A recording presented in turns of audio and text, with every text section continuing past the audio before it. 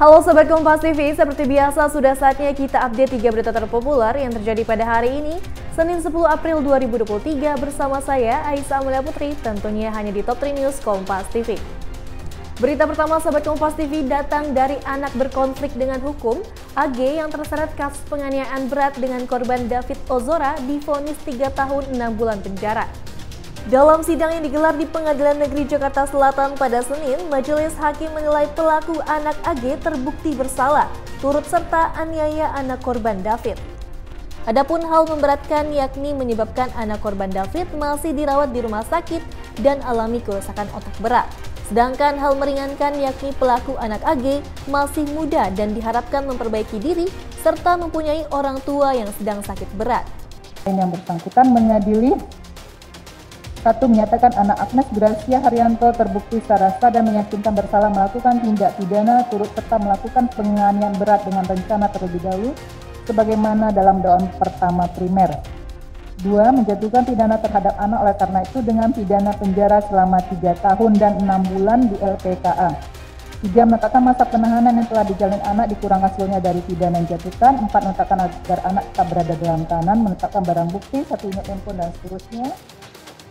Ketua Komite Koordinasi Nasional Pencegahan dan Pemberantasan Tindak Pidana Pencucian Uang atau TPPU, Mahfud MD menegaskan pihaknya akan membentuk tim gabungan atau Satgas yang melibatkan PPATK dan Kementerian Keuangan.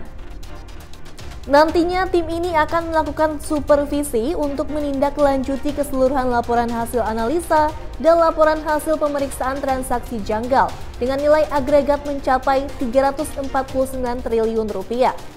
Tim gabungan akan mulai bekerja dengan membangun kasus berdasarkan laporan hasil pemeriksaan dengan nilai terbesar yakni transaksi janggal dengan nilai agregat 189 triliun rupiah terkait dengan kasus impor emas.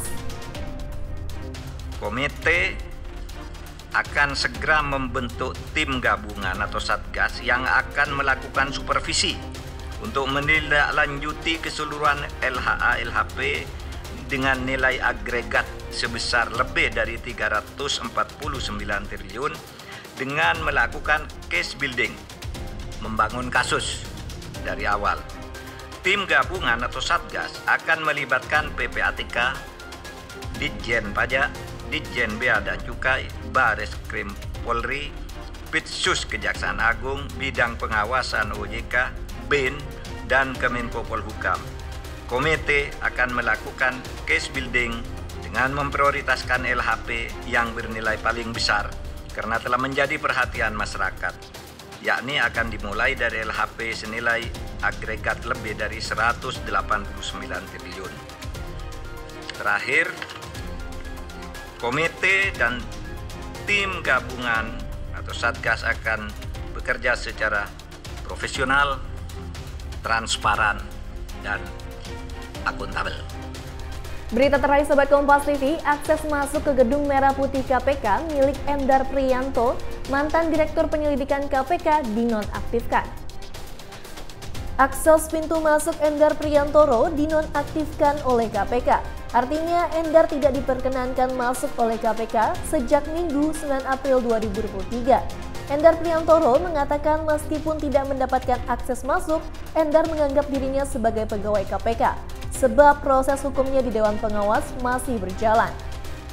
Ya, bagi saya selama saya masih ada perintah dari pimpinan Polri dan masalah ini juga belum selesai secara hukum, menurut saya masih berhak duduk di sini. Oh gitu. Dan ini pun seandainya saya tidak masuk melalui akses ini, saya tetap akan melapor ke pimpinan bahwa saya tetap hadir di sini. Iya. Walaupun mungkin tidak masuk di ruangan ini, di gedung ini, ya tentu mungkin saya akan lebih fokus di Dewas. Di Dewas karena memang proses pengadilan Dewas masih berjalan. Nah Sahabat Kompas TV, itu dia tadi 3 berita terpopuler yang terjadi pada hari ini. Sudah saatnya saya Aisyah Amelia Putri pamit undur diri. Jangan lupa untuk berikan like, komen, dan share video ini ya. Sampai jumpa di Top 3 News Kompas TV berikutnya.